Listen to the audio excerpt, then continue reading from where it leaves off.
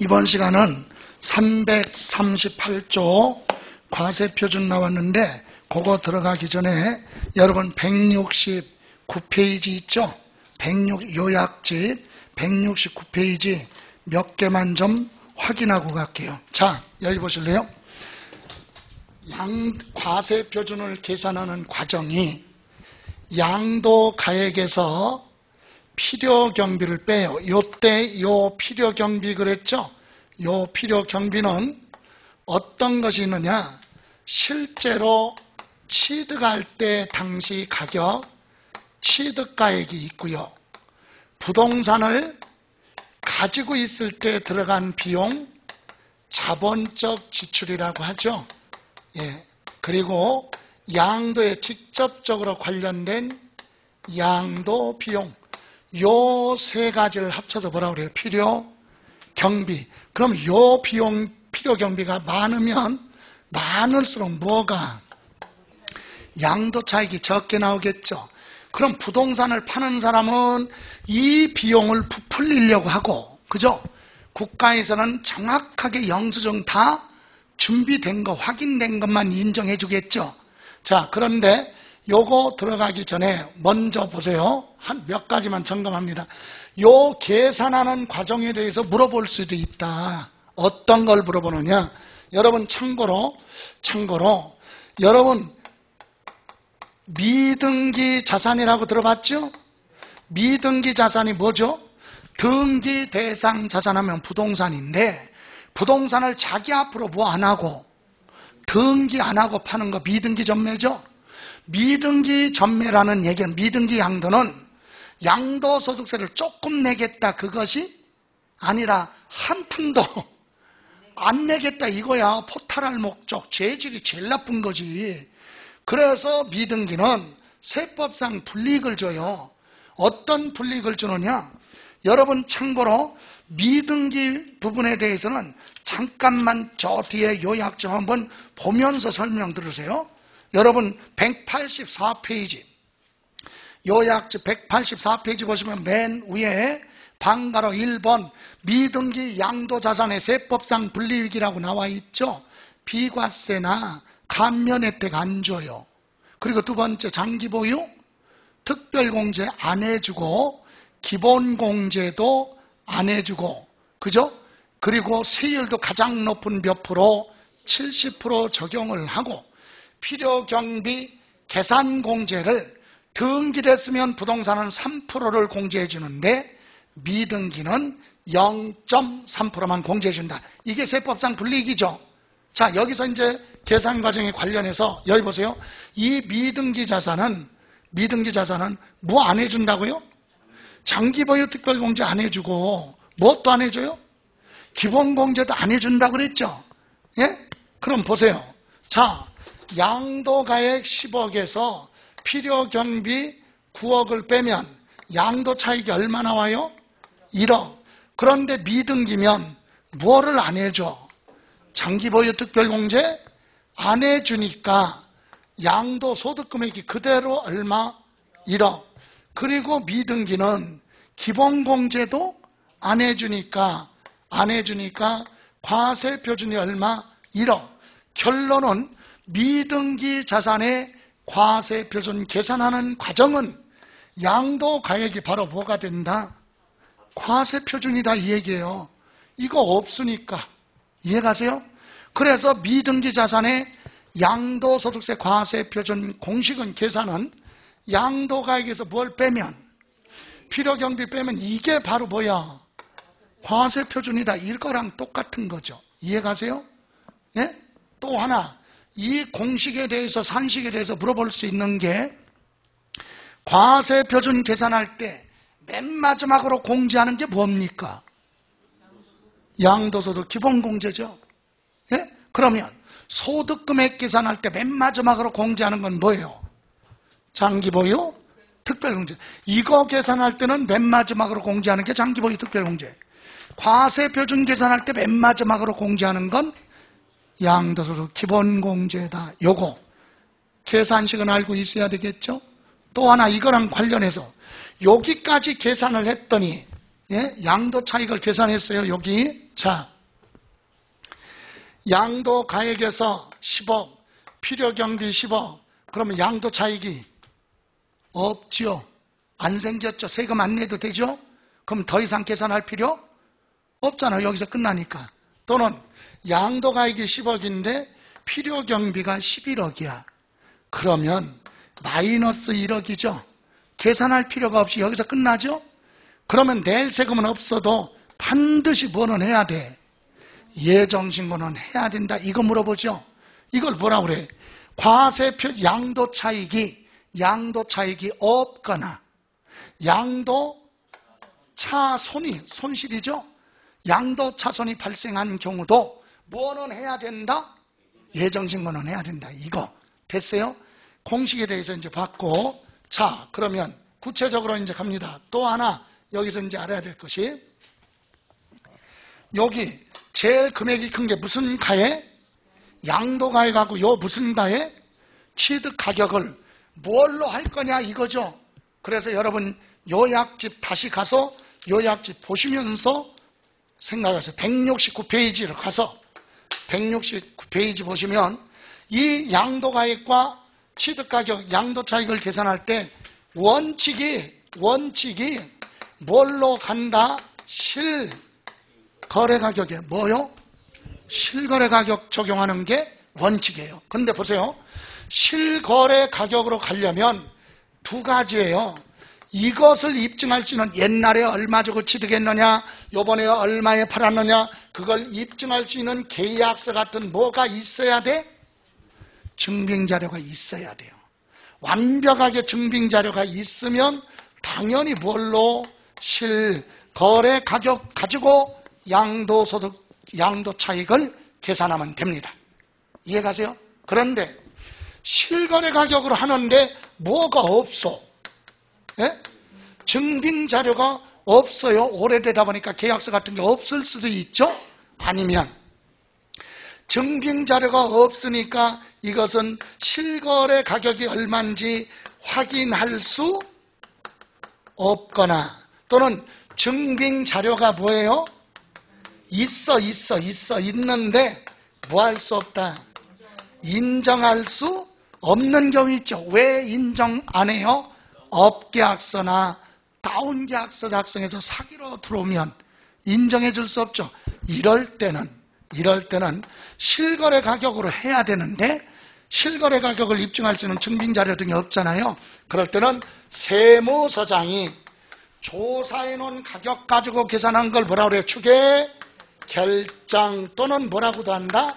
경정. 추계 결정은 뭐예요? 구체적으로 얘기하면 세무서장이 조사해 놓은 가격 가지고 계산하겠다. 세무서장이 조사한 금액으로 뜯어 고친다. 경정. 이때는 어떤 가격이냐? 순서가 정해져 있죠.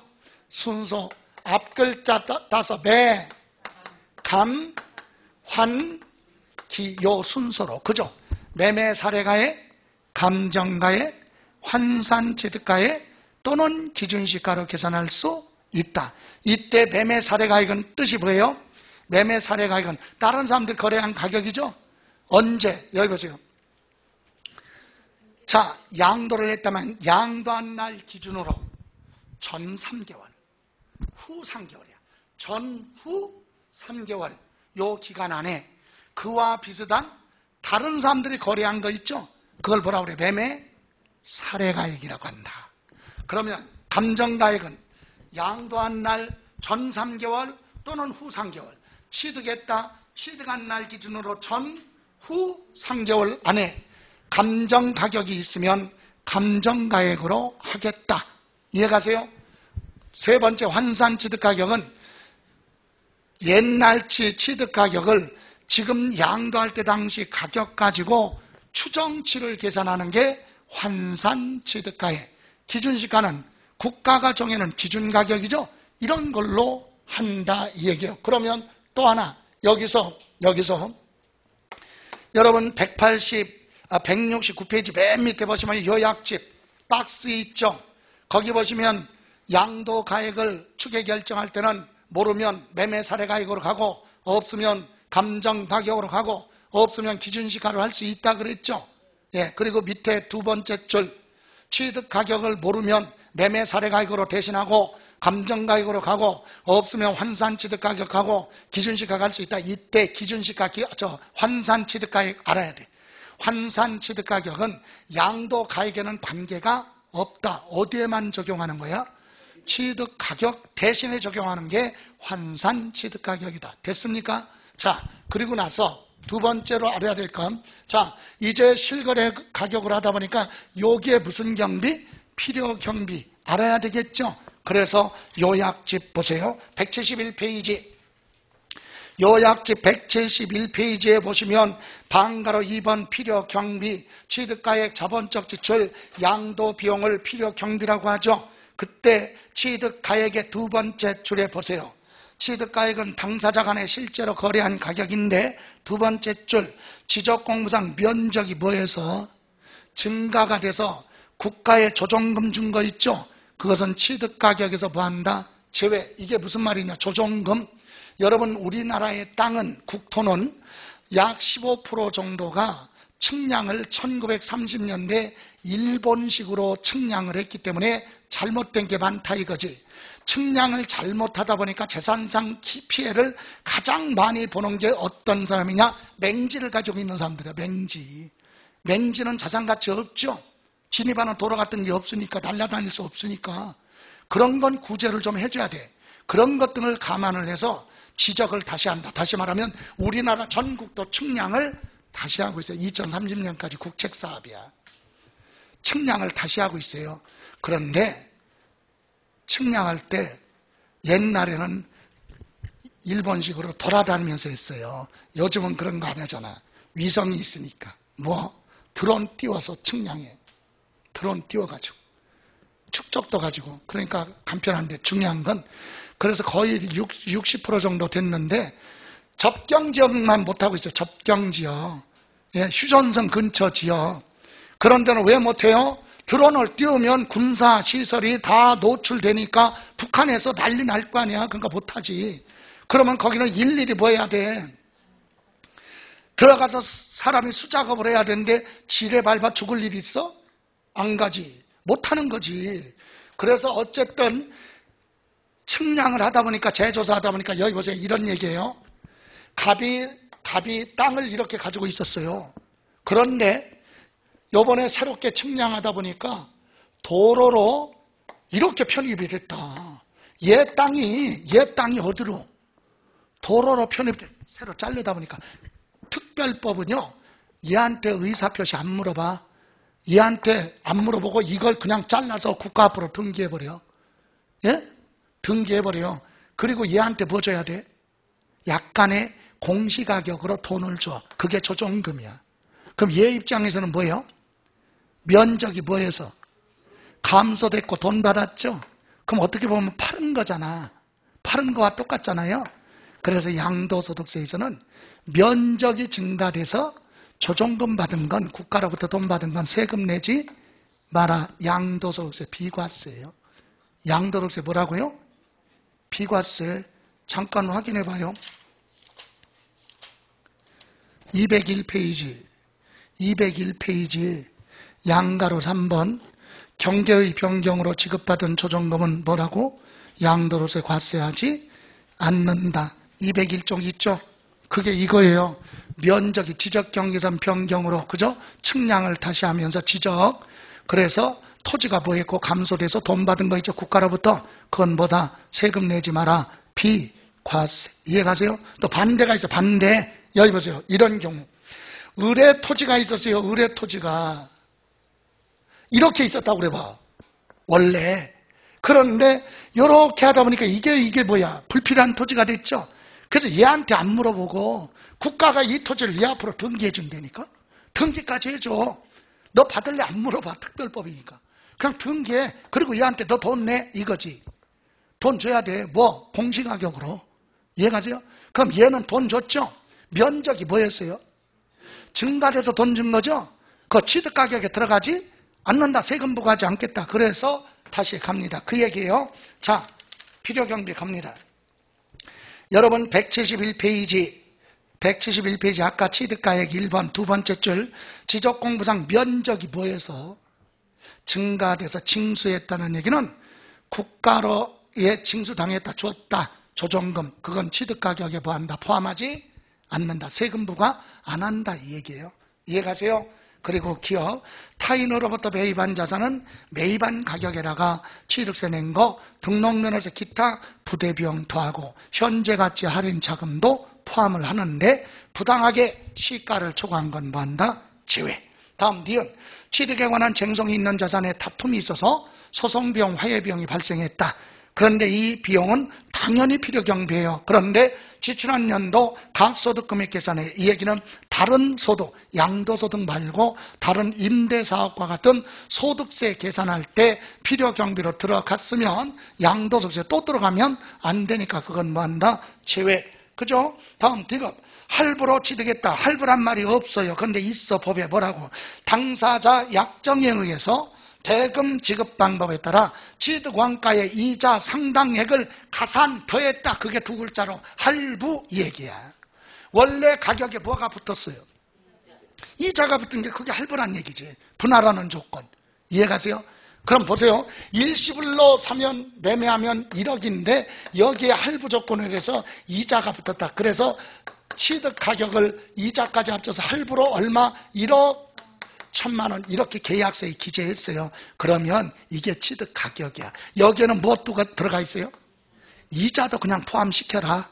취득 가격으로 인정해 주겠다. 이해가세요? 그런데 요거 1억 1,000만 원을 10개월로 할부를 했다고 그래봐. 10개월. 그럼 10번으로 나눠줘야 되겠죠? 이때 얼마? 1,100만 원씩 줘야죠? 예? 10번으로.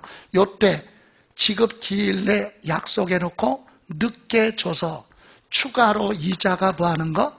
발생하는 건 여기에 들어간 이자가 아니죠. 이건 인정 안 한다. 그죠? 그래서 거기 보세요. 자, 거기 취득원가 이자 상당액을 가산하여 거래가액을 확정하는 경우 이자 상당액도 취득가격에 포함합니다. 다만 대금을 지급기일 지연으로 추가로 발생하는 이자는 포함하지 않는다. 그죠?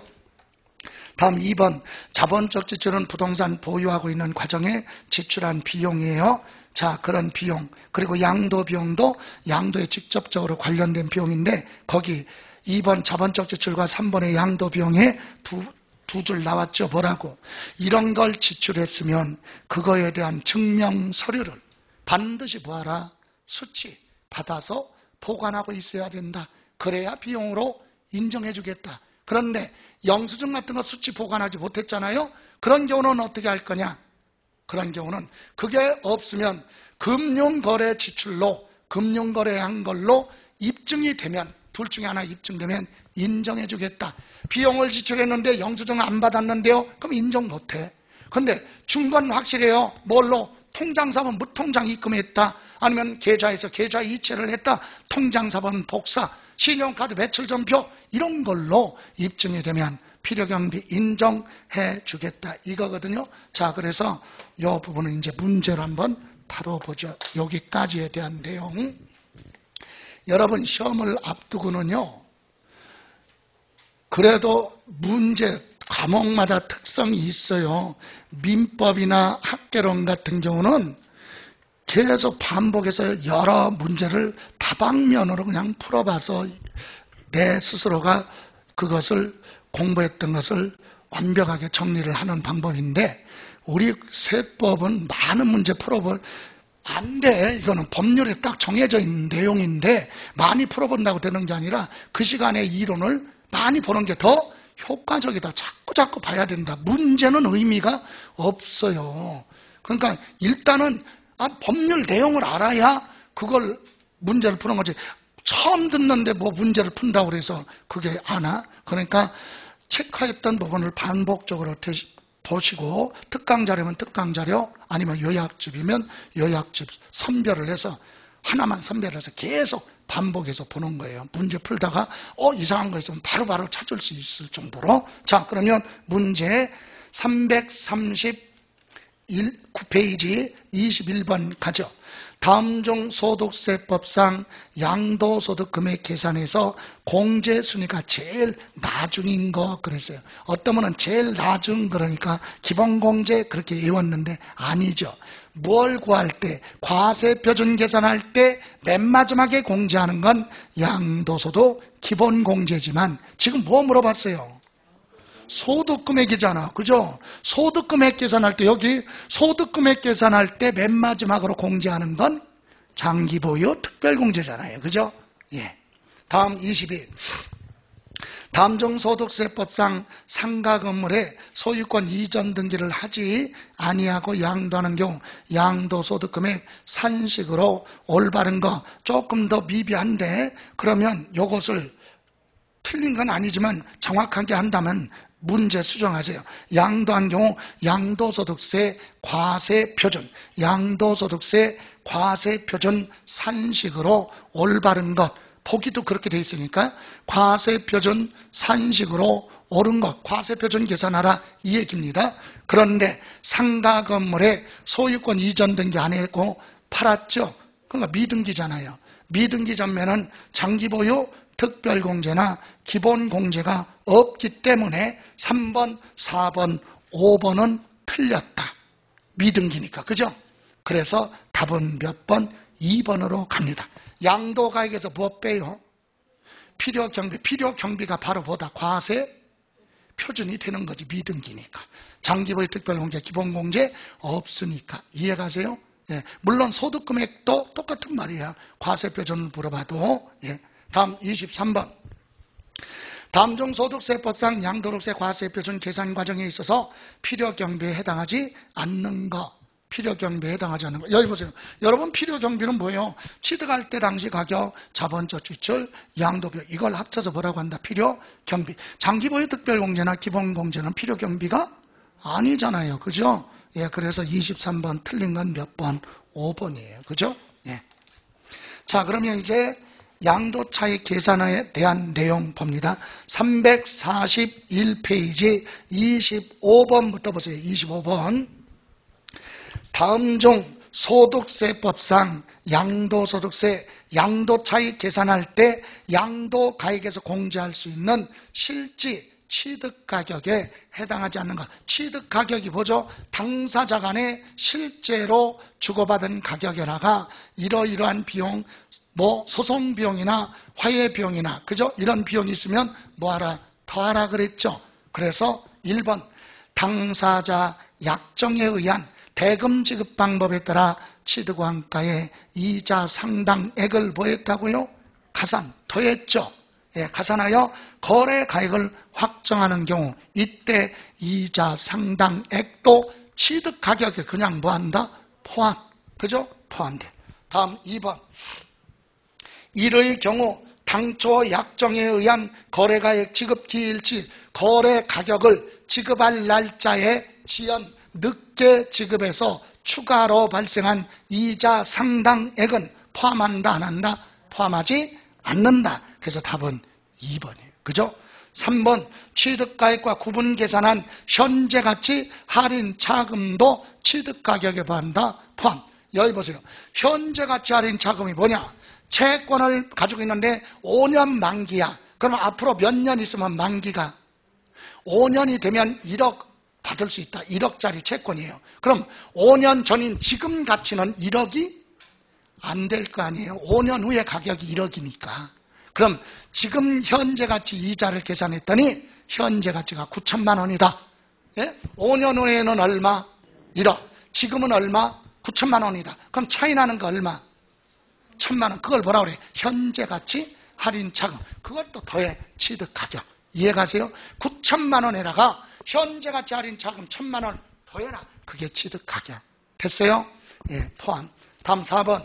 취득에 관한 쟁속이 있는 자산에 대해서 소유권 확보를 위해서 직접 소요된 소송비용 화해 등의 금액으로서 여기까지 소송비용 화해 비용이 발생하면 당연히 필요경비예요. 그런데 지출한 연도 가학소득 금액 계산에 필요경비로 산입된 것은 뭐한다? 제외. 요게 무슨 뜻이냐면 요거 잠깐 봐요.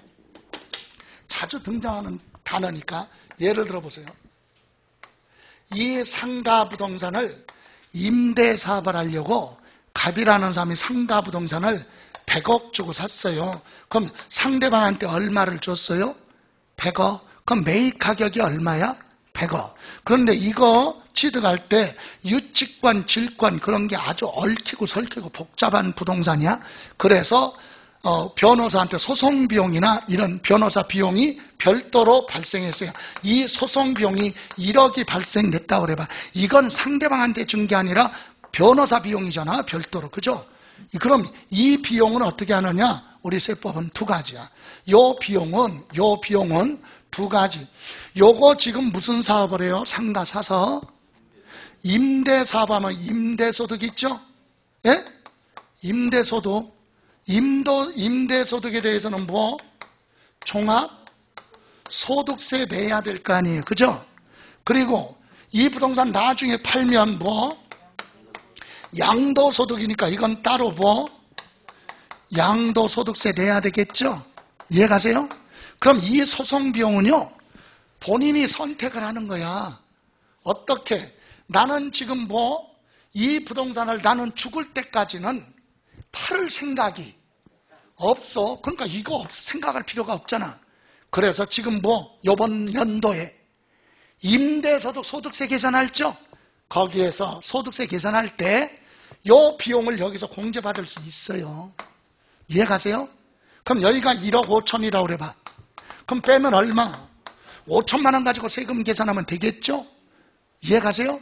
대신 이거 나중에 뭐 할 때는 양도할 때는 여기 들어갈 수가 없잖아요. 다른 소득에서 공제받았으니까 그 얘기예요. 그럼 만약에 1억인데 여기서 6천만 원만 뭐 했어? 공제받았어요. 그럼 나머지 얼마? 4천만 원 부동산 팔 때 여기서 공제받을 수도 있다. 여기 들어간 금액은 빼라 얘기지. 이해가세요?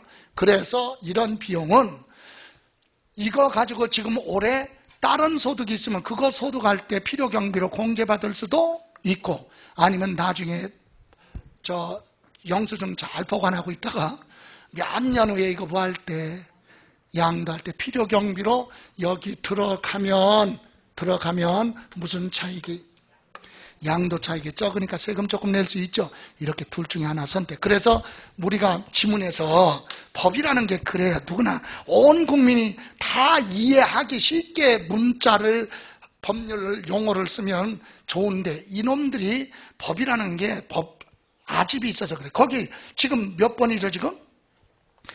4번에 볼 때 두 번째 절, 소송비용, 화해비용 등의 금액으로서 지출한 연도 다른 소득금액에서 공제했다. 그러면 이해가 쉽잖아. 근데 다른 소득금액 그렇게 안 하고 뭐라고? 각 소득금액 이렇게 얘기한다고. 그러니까 양도소득 말고 다른 소득 계산할 때 필요경비로 들어간 거 있으면 그건 또 들어가면 안 된다. 이 얘기입니다. 이해가세요? 그럼 산입된 것을 뭐한 거? 제외한 금액은 포함시키는 거죠? 예. 다음, 타인으로부터 매입한 자산에 대해서는 취득세 등록면허세도 취득가격에 더한다. 이때 취득세 등록면허세 세금 낸 건 영수증이 없어도 인정해 주는 거예요. 됐어요? 자, 여기까지. 이렇게 해서 틀린 건 몇 번? 2번. 그죠? 자, 그럼 342페이지 27번 들어가기 전에 위에 바로 5번 지문이 있네요. 5번 문항. 거기 지적 재조사에 관한 특별법, 이것은 우리나라 국토 다시 측량한다.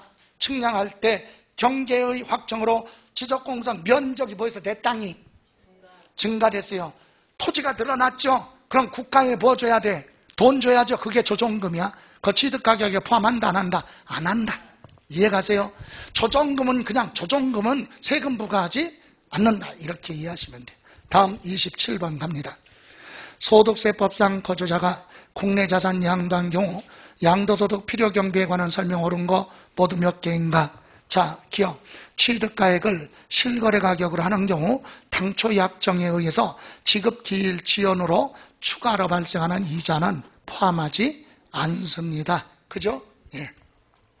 니은 취득가에 실거래 가격으로 하는 경우 자본적 지출도 실제 지출된 가액으로 하므로 소득세법 규정에 증명서류를 수치 보관하지 않더라도 실제로 지출한 사실이 금융거래 증명서류에 의해서 입증되면, 그러니까 증빙서를 수치 받아서 보관하고 있으면 되고, 보관 안 했는데요. 그러면 금융거래로 했다는 것, 지출했다는 걸 입증하면 돼. 그러면 인정이 된다. 이해가세요? 예, 다음 디귿. 소득세법 규정의 취득가액을 계산할 때 감가상각비를 계산하는 것은 취득가액을 실거래 가격으로 하는 경우에만 적용하므로 취득가액을 환산 취득가격으로 하는 때는 적용하지 않는다. 틀렸어요. 여기 보세요. 여기 양도차익을 뭘로 할 때? 실거래 가격으로 할 때 증빙자료가 있으면 실거래로 가죠. 실거래로 하는데 증빙자료가 없으면 추계결정하죠. 예? 추계결정. 그래서 요 기준시가, 공시가격, 요 기준시가 빼놓고 여기에는 다 적용하는 거예요. 감가상각. 그러니까 여기 실거래 가격을 적용할 때 이것도 실거래 가격이란 말이에요. 실거래 가격 대신에 적용하는 거니까 결론은 뭐냐? 매매 사례 가액할 때도 감가상각비 계산하고 환산 취득 가격을 할 때도 감정 가격을 할 때도 적용합니다. 뭐만 빼? 기준시가 가지고 계산할 때는 적용하지 않는다. 기준시가는 국가가 정해놓은 가격 가지고 계산하는 거니까 기준시가를 빼놓고는 다 추계 결정할 때도 적용할 수 있다. 근데 틀렸어요. 그죠? 환산 취득 가격을 하는 때에는 적용하지 않는다. 적용할 수 있다. 환산 취득 가격이나 감정 가격이나 매매 사례 가격으로 할 때도 적용된다. 뭐만 빼고? 기준시가 적용할 때만 빼고. 다음 리얼. 토지를 취득함에 있어 부수적으로 매입한 채권을 만기가 되기 전에 양도함으로써 발생한 매각 차손은 채권의 매매 상대방과 관계없이 전액 양도 비용으로 인정된다. 채권의 매매 상대방과 관계없이 전액, 거기서 틀렸죠. 여러분, 돈 있는 사람은 돈을 버는 거야. 그죠? 왜?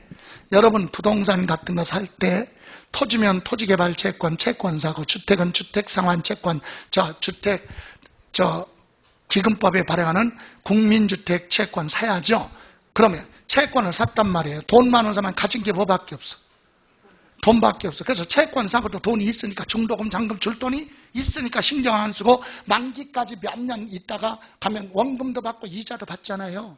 근데 돈 없는 사람은 법에 채권을 사니까 중도금 줄 돈이 없네. 그러면 채권 사자마자 그 자리에서 다시 뭐해? 팔잖아요. 전문용어로 뭐? 깡. 그죠? 들어봤죠? 할인. 그게 뭐야? 만기까지 기다릴 수 없으니까 지금 돈 줘. 내가 돈이 필요하니까. 그럼 지금부터 만기까지 이자 빼고 나머지만 줄 거 아니에요? 그게 손해본 거야. 그게 매각 차손이에요. 그런데 문제는 금융회사, 금융기관에 가서 채권을 팔아서 발생한 손실은 전부 다 인정해줘. 얼마가 됐든. 근데 채권을 팔 때 은행이 아니라 사채업자한테 할 수도 있고, 그죠? 예? 개인한테 팔 수도 있잖아요. 개인은 금융회사가 아니잖아. 그런 경우 발생한 손실은 다 인정해 줄 수 없다. 그럼 어디까지만 인정해 주느냐? 금융회사에 가서 매각했다고 가정하고 계산했을 때 그 발생한 손실 범위 내에서만 인정하는 거지 다 인정해 주는 거 아니에요. 그래서 거기 지문이 채권을 팔 때 누구한테 팔았느냐 이거죠. 상대방에 따라서 금융회사에서 매각한 손실은 전액을 인정해 주지만 금융기관이 아닌 자한테 채권을 팔아서 발생한 손실은 다 인정하지 않고 일부만 인정한다 이 얘기예요. 그래서 틀렸다. 다음 미음. 취득세는 납부한 영수증이 없어도 필요경비로 보한다. 인정이 된다. 이렇게 해서 옳은 거 그랬잖아요. 옳은 거. 그럼 기억 맞죠? 예. 틀렸고. 그 다음에 뭐? 니은하고 미음 두 개네. 그죠? 예. 됐습니까? 자, 그럼 29번 보죠. 29번. 소득세법상 거주자가 양도세 과세하는 과세되는 부동산 양도가액 또는 취득가액을 추계조사를 하여 양도소득 과세 표준 및 세액을 경정하는 경우에 관한 설명으로 틀린 거 모두 몇 개인가? 매매 사례가액이나 감정가액은 특수관계인과 거래가 아니다. 만약에 특수관계인과 거래다 그러면 인정 안 해요. 왜? 친인척 간에 짜고 거래한 건 객관적인 거래로 인정해 줄 수 없으니까. 그런 건 매매 사례가액이나 감정가액으로 인정해 주지 않습니다. 그런 거래가 아니다. 그러니까 불특정 다수인 간에 통상적으로 정상적으로 발생한 거래다. 그러니까 인정이 됩니다. 그런 기업. 양도 또는 취득 당시 실거래 가격 확인하기 위해서 필요한 장부나 매매 계약서, 영수증 기타 증빙 서류가 없어요. 그래서 중요한 부분이 미비가 됐다. 그런 경우는 세무서장이 조사해 놓은 가격 가지고 계산할 수 있다. 그게 추계결정 사유예요. 맞죠? 증빙자료가 없어서 확인할 수 없다.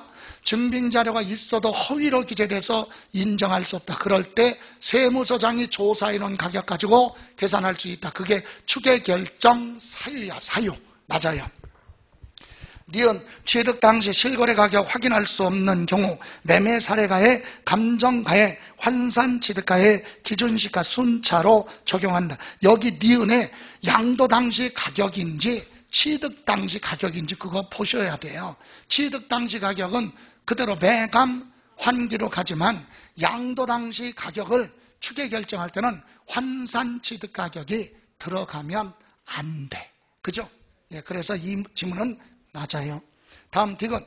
매매 사례가액은 양도 또는 취득한 날 전후 각 6개월 이내 해당 자산과 동일하거나 비슷한 재산에 다른 사람들이 매매한 사례가 있을 때 그런 가격을 조사해 놨는데 그게 매매 사례가액인데 기간이 틀려요. 양도 또는 취득하기 전, 후 3개월이야. 전 3개월, 후 3개월. 전후 6개월이 아니라 3개월. 틀렸어요. 다음 니은. 감정가액은 당해 자산의 기준시가 10억 이하에 대해서 감정평가 기준일은 양도 또는 취득일 전후 6개월이고 둘 이상의 감정평가업자가 평가한 것으로서 신빙성이 인정되는 경우 그 감정가액의 평균액으로 한다. 요거 두 군데서 틀렸어요. 하나는 뭐냐? 자, 자산가액이 기준시가로 10억 이하 부동산은 둘 이상의 감정기관에서 평가 안 해도 돼. 하나의 감정기관에서 평가해도 돼요. 그런데 기준시가가 얼마를 10억을 부할 때는 초과하는 경우에는 둘 이상의 감정기관에서 평가를 해서 평균치로 계산한다. 그런데 지금은 뭐라고 그랬어요? 10억 이하라고 그랬죠? 예? 그럴 때는 둘 이상의 감정기관 틀렸죠? 10억 초과할 때. 또 하나 틀린 건 전후 3개월, 6개월이 아니라 틀렸습니다. 다음 미음. 환산 취득가액은 취득가액을 추계하는 경우는 적용되지만 양도가액 추계할 때는 적용하지 않는다. 그죠? 예, 그래서 맞습니다. 자, 그러면 문제에서는 틀린 거 찾아라 그랬잖아요. 예? 틀린 거 뭐? 디귿, 리을. 두 개죠, 두 개. 예, 답은 2번입니다. 됐어요? 예, 여기까지 보시고요. 다음 31번은 요약집 잠깐 보실래요? 요약집에 잠깐 보시면 자, 174페이지 방가로 3번 기준시가에 의한 필요경비 계산공제라고 나왔죠? 찾았어요? 174페이지 방가로 3번. 이건 무슨 말이냐? 여기 보세요.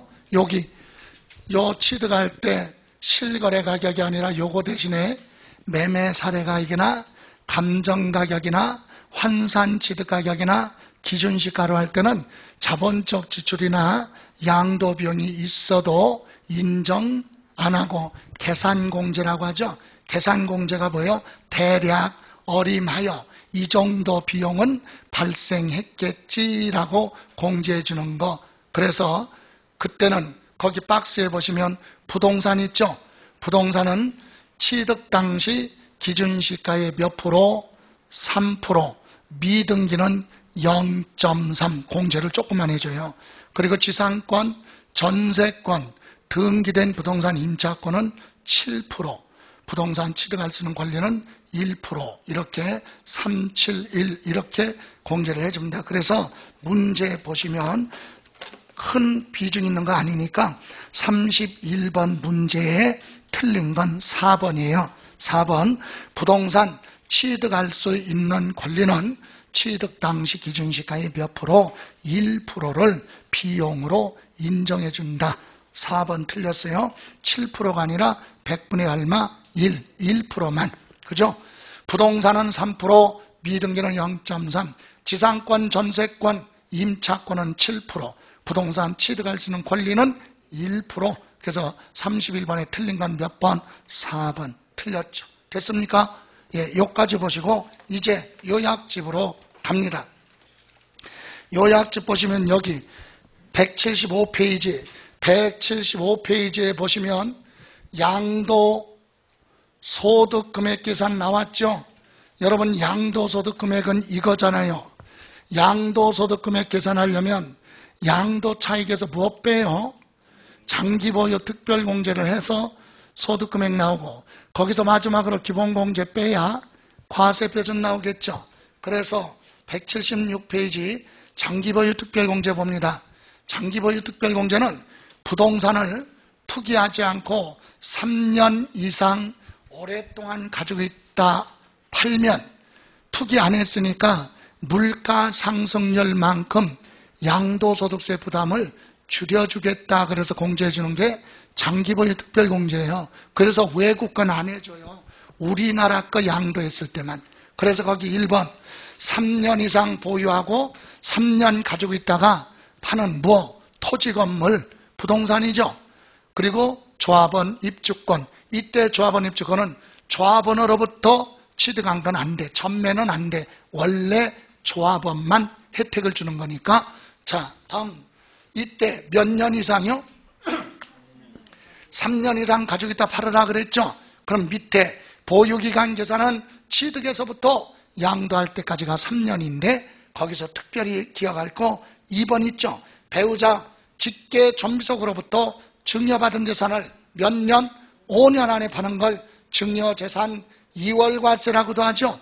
이런 경우는 증여자의 무한날부터 취득한 날부터 날짜 계산하라. 다시 말하면 남편한테 증여받고 부인이 5년 안에 팔았으면 증여한 남편의 무한날부터 취득한 날부터 소급해서 계산한다. 그 얘기죠. 예, 그거 하고 또 하나 3번 가업상속이라는 게 있어요. 가업을 하는 거, 사업하는 걸 계속 물려받는 거, 이런 가업상속 받은 재산은 세금 부담을 줄여줘야 돼. 그래서 어떻게 한다? 피상속인의 취득한 날부터 보유기간을 계산하라. 피상속인이 누구예요? 사망한 사람, 죽은 사람의 무한날, 취득한 날부터 보유기간 계산으로 인정해주겠다. 길면 길수록 공제를 많이 해주니까. 그죠? 그 정도 보시고 다음 양가로 2번 밑에 장기보유 특별공제 배제 안 해주는 거 거기는 박스 안에 수정했죠? 예, 1번만 미등기 자산은 공제 안 해준다. 왜? 2번은요 5월 9일부터 5월 10일이죠. 대통령 취임하면서 공약상 5월 10일부터 2번은 폐지됐다. 폐지된 게 아니라 1년 유예가 됐어요. 어쨌든 우리 시험에서는 5월 10일부터 양도하는 1세대, 2주택, 3주택 다 공제받아. 그러니까 여기는 공제 안 해주는 건 뭐만 기억하라고? 미등기 자산은 공제받을 수 없다. 이렇게만 기억하면 돼요. 됐어요?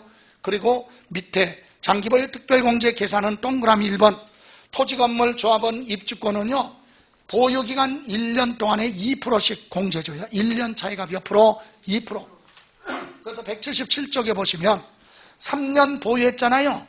3년이면 2%씩이니까 최소 6%부터 최고 15년이면 30%까지 공제 혜택을 준다. 그죠? 그러면 동그라미 2번 1세대 무슨 주택? 1주택은 기본이 거기서 몇 년 살아야 돼? 2년 거주해야 돼. 의무 2년 거주하고 팔면 보유기간 1년에 몇 프로씩? 4%씩 공제해주고 거주기간 주민등록 두고 사는 것도 별도로 1년에 몇 프로씩? 4%씩 보유기간 따로 거주기간 따로 계산해서 두 개 합쳐서 최고 80%까지 공제받을 수 있다. 여기 보세요. 2년은 거주하라고 그랬죠? 그럼 1년에 몇 프로? 4%, 2년이니까 몇 프로야? 8%. 그리고 몇 년부터? 3년 보유, 이것도 1년에 몇 프로? 4%. 3년이면 최소 3%, 3년이면 3, 4, 12. 그래서 합쳐서 최저 몇 프로부터? 최소가 20%야. 최고는 몇 프로? 80%까지. 10년 가지고 있었다 40%, 10년 살았다 40%, 합쳐서 최고가 몇 프로? 80%. 최소한 몇 프로부터? 20%부터 최고 80%까지 공제받을 수 있다. 그죠? 예, 다음 넘겨보시면 178쪽 6번에 보시면 양도소득 금액 구분 계산이라고 나왔죠? 그건 무슨 말이냐?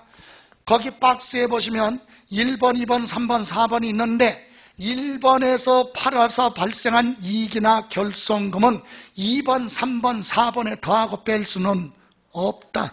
1번은 1번끼리, 2번은 2번끼리, 3번은 3번. 이해가세요?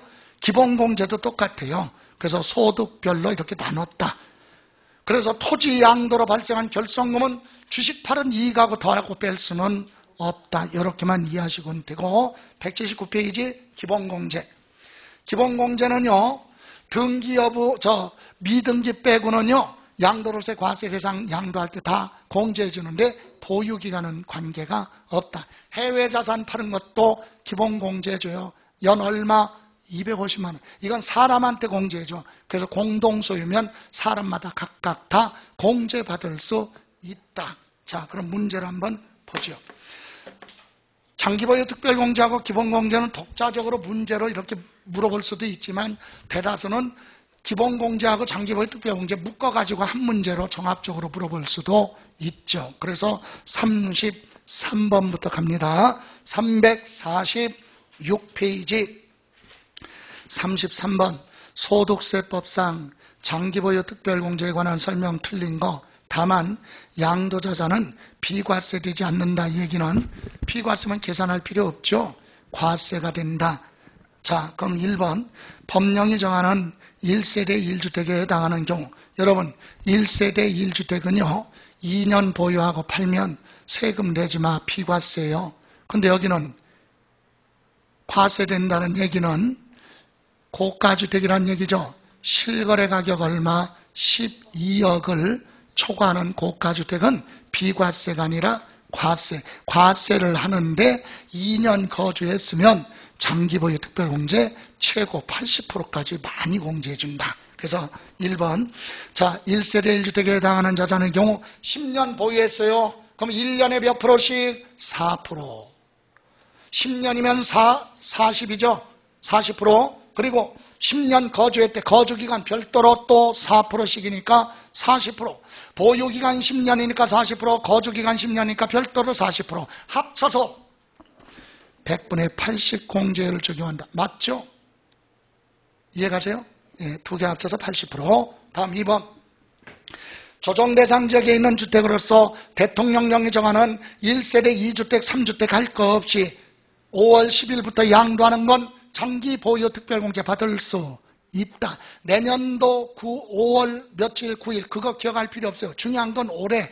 여러분 시험 볼 때 당시에 양도하는 건 공제 받을 수 없잖아요. 그러니까 공제 받을 수 있죠.